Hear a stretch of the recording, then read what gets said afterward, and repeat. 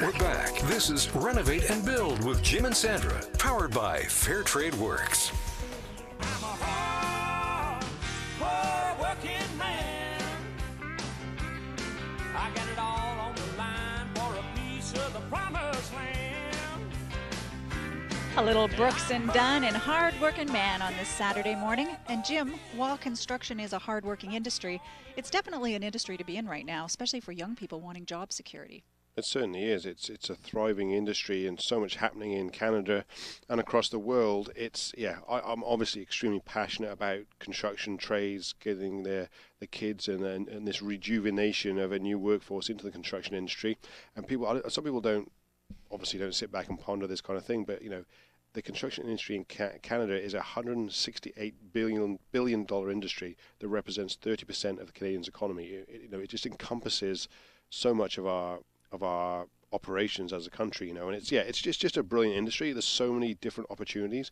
There's so many opportunities for a long career, and there's just no ceilings on it. There's something that, for example, using my path where I got into it at such a young age, where I worked with my father, then I travel the world on it.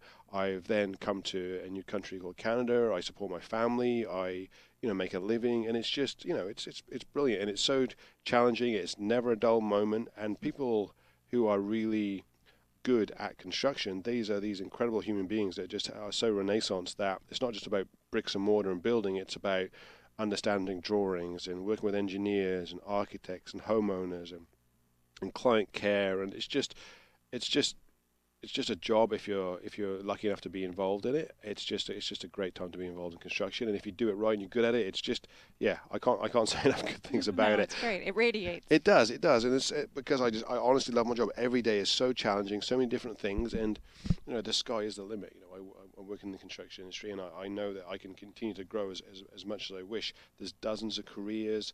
It's built on teamwork. There's no individuals in the construction industry. You can't build anything as an individual. Sometimes at Fair Trade Works, we're dealing with teams of up to 100 people in sync at any given time on any given day at Fair Trade Works, all working to a common goal in a certain structure. And I believe it's one of Canada's top, it's one of Canada's top professions. But I'm also a huge advocate that I think there needs to be a rebirth in the industry where a lot of the old boys are retiring. They've had a certain amount of practices, and it's time for us young fellas and young females, of course, to get involved, use our technology that we're so used to using on a daily basis, and just bring this new mentality and understanding and to rejuvenate the construction industry. Good morning to you. If you're just joining us, you're listening to Renovate and Build with Jim and Sandra. Today's show is about the future of construction and development.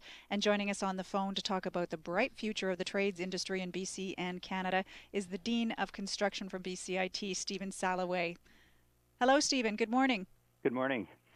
Stephen, I'm not actually the dean. I'm an associate dean. The associate dean? Pardon me. With the I've just given you a promotion. That's right. I don't mind. Congratulations. Stephen, with the forward movement of the LNG projects and the continued frenzy and development around the province, are you finding that your trades programs are gaining more interest right now?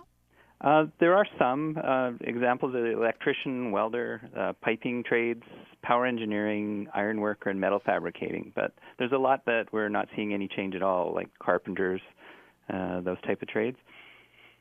Yeah, I find it why do you think that is? Like, do you see any trends, or is it always been kind of more evenly plateaued on those kind of trades, or is it what do you see kind of is going to be happening in the over the next few years? Do you think people are going to be rejuvenated into those sectors that maybe not so active right now? I can hope so, but I mean, if I look at the trades that are being of interest to people, like electricians and the piping industry, there is a certain amount of compulsory certification there, in that there are standards that they have to work to that don't allow people to just pick up a hammer and start doing it. Whereas carpenters, there is no requirement in the province that you be a carpenter to do that kind of work, and a lot of people choose not to. Right. Are you finding that more females are entering the trades, Stephen? In the last 5 years, I've seen no real change. There's about 3% of our apprenticeship students right now are female, and about 7% of our trades and technical studies. But there's been no real change over the last 5 years that I've noticed. Why do you think that is? I don't know. We encourage students, females, to come into the trades. We have programs in trades discovery classes, for example, that are full cohorts of women, trying to make them comfortable as they discover the trades. The ones that are here are enjoying it. I don't know how we'd attract more women into the trades. Yeah, it's a perplexing problem, isn't it? Because we need everybody we can in the industry, all sectors. So that's right, and it's there's great career for women in the trades. There's no reason that they can't be in there with all the men. Yeah, it just needs a shift, I think. We know from the industry, and speaking with experts like Rosemary Smarks, the Executive Director of Buildforce Canada, that we are facing real shortages for qualified tradespeople, not only in BC but across the country. What is BCIT doing to try and encourage more people through the program to accommodate this growing need? Well, we hold our big info sessions to try to educate people as to what trades are available out there and what's required to become certified in those trades. We increase the number of seats for training as we need. We're being realistic. We had an opportunity to access some of the critical skills funding last year. We looked at what made sense and where our wait lists were, and expanded a small amount. But our biggest challenge is finding apprenticeships for the students after they leave the school. Right. So we can put on more foundation classes, but the figures I keep hearing are there are about 18% of the companies that could train apprentices are involved in apprenticeship training. So there's an 82% that are not taking part. Yeah, I think. Are they giving you a reason for that? There are plenty of reasons, like we'll train them, they'll go and move to somewhere else, or it's too expensive to train, they say. But the companies we find that really support apprenticeship don't have that same opinion. That there is value for them in training apprentices. They see that it makes sense to train apprentices, and some of them are real good at promoting it. But I'm not sure how we reach the others. The ITA has now got counselors, or they don't call them counselors, coaches that are out there. Perhaps they're going to reach them. They're working on this a new program called Apprentice Job Match, which will be announced probably, I think, November 7th will be officially announced, where they're going to try to link apprentices or foundation students with employers. Those kind of things might help.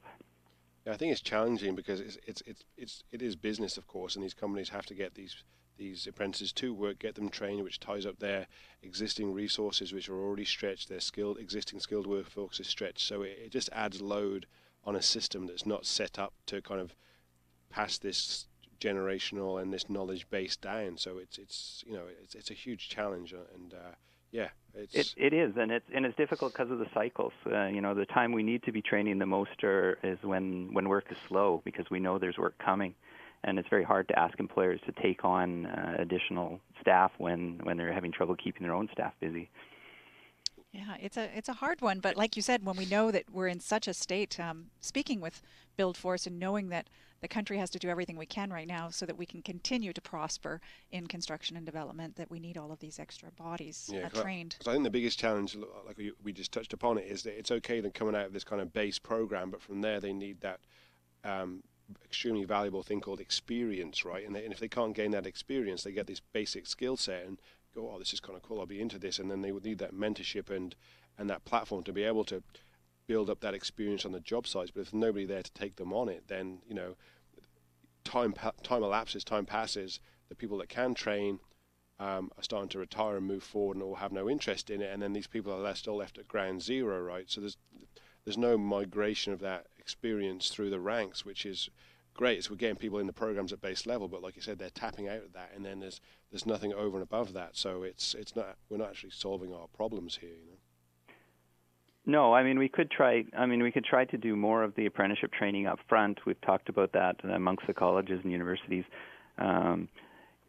More like an engineer would do, where you do most of your training up front and then you do your engineering training. But it doesn't always work when there's a lot of hands-on and practical application to do all the theory and then the practical afterwards. Do you think that the government's going to get more involved, Stephen? I think the government, in doing the review they did recently of the ITA and the universities and things, is starting to look at how they can get more involved in influencing how things work. I think, I've been in the industry, in the teaching part of the industry for almost 29 years or 28 years, I guess. And I've seen some changes in the last few months that show that people are starting to listen to each other and explore better ideas. It's possible.